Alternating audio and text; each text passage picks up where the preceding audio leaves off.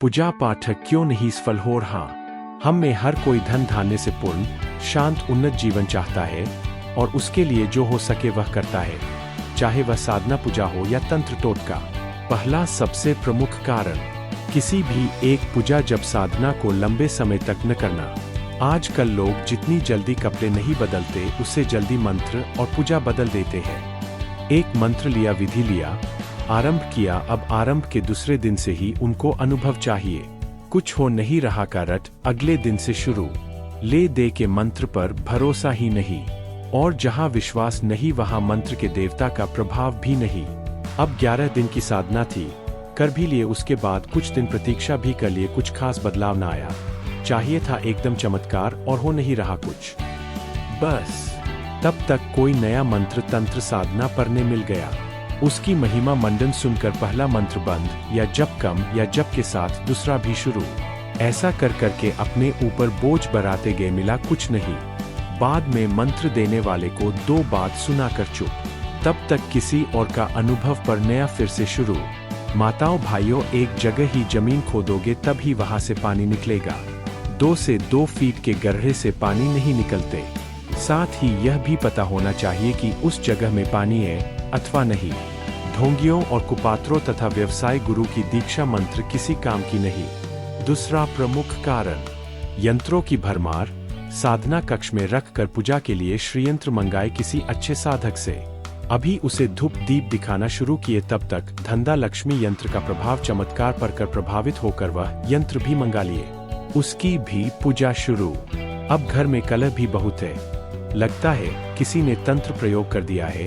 अब बगलामुखी यंत्र भी आ गया, उसकी पूजा भी शुरू। कहने का तात्पर्य यह है कि यह अल्प ज्ञान और विज्ञापन से प्रभावित होने के लक्षण के सिवा कुछ नहीं। एक अकेले श्री यंत्र को अगर किसी श्री विद्या साधक या कोई सत्य पथ पर चलने वाला साधक पूर्ण विधि से प्राण प्रतिष्ठिता करके दे दे, तो आपको उसके सिवाय किसी दूसरे यंत्र की आवश्यकता ही नहीं है, क्योंकि आपको यह ज्ञान नहीं है कि श्री यंत्र क्या है। आप उसके महत्व को तुच्छ समझकर और 10 यंत्र मंगा ले रहे हो। यह यंत्रों की भरमार से बेचने वालों का ही दुख दूर होगा, बाकी आप खरीद कर भरते रहो और कहते रहो क्यों नहीं कुछ सफल हो रहा। कामे यंत्रों की बात अलग है, जो आप किसी व्यक्ति के लिए मंगवाते हो पहनने के लिए, वह भी लक्ष्य पूर्ति तक ही काम करेगा। तीसरा बड़ा कारण, कई सारी दीक्षाएं लेना। यह तो हद से ज्यादा प्रचलन में हो गया है।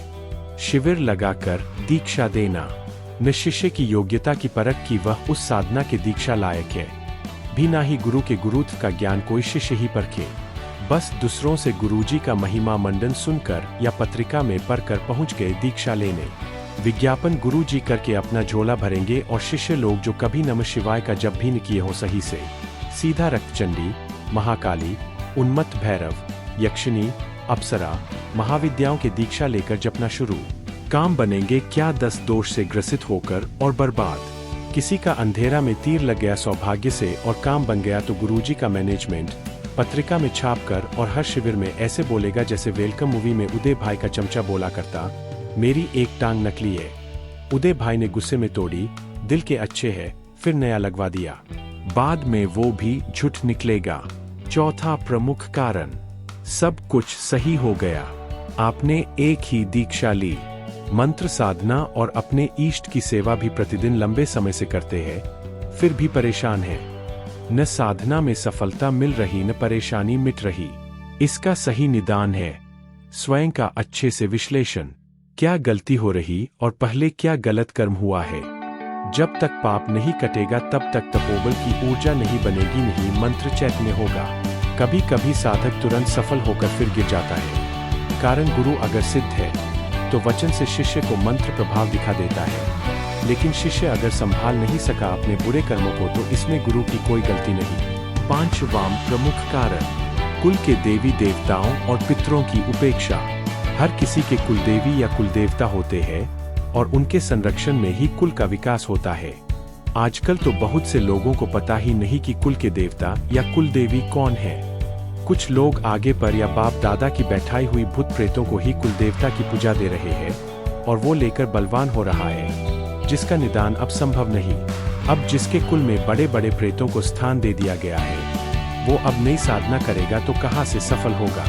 याद रहे भगवान कृष्ण ने कहा है, जिसको पूजोगे अंत में उसी को प्राप्त हो जाओगे। छठा प्रमुख कारण, प्रदर्शन। साधना शुरू हुआ नहीं कि सबको बताना शुरू, मैं फलां साधना कर रहा। अरे कल स्वप्न में मैंने शिवजी को देखा, उन्होंने यह कहा। अरे मैं तो 4 घंटा जप करता हूँ, मैं चंडी पाठ करता हूँ, मैं सुंदरकांड का रोज पाठ करता हूँ।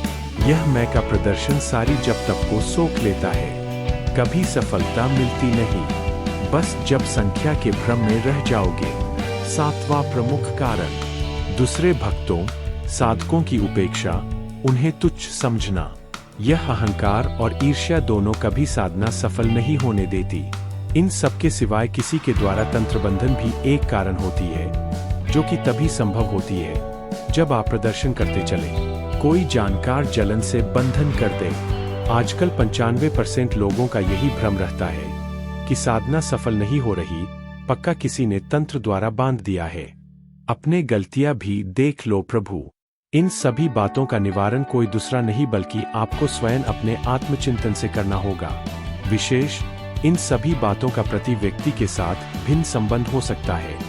सब सही होने पर भी फल न मिलना असफलता नहीं बल्कि हमारे पापों के क्षय काल का भी प्रतीक है। सात्विक साधना, पुरस्चरण, अनुष्ठान से पहले पाप नाश होता है, तपोबल बढ़ता है, फिर साधक चैतन्यता को प्राप्त होने लगता है।